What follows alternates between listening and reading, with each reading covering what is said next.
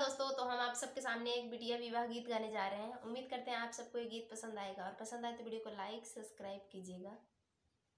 नदिया किनारे